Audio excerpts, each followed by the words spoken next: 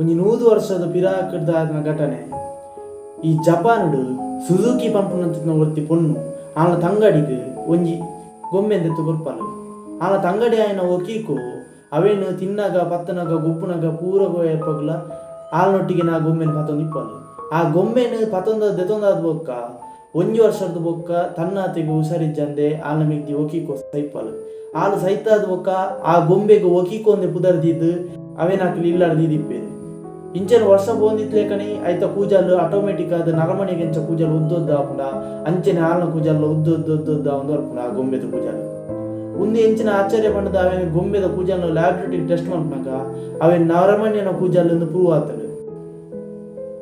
ಒಂಜಿ famous artist ಆಯ್ನಂಚಿತ್ತನ ಉಜಿನಾಟೋ ಪನ್ಪುನಾರು ಆರು ಎಲ್ಲಿಪ್ಪುನಾಗ 6 ವರ್ಷ ಇಪ್ಪುನಾಗ ಒಂಜಿ ಗೊಂಬೆನ ಆರೆಗೆ ದೆತ್ತು ಕೊರ್ಪೇರು.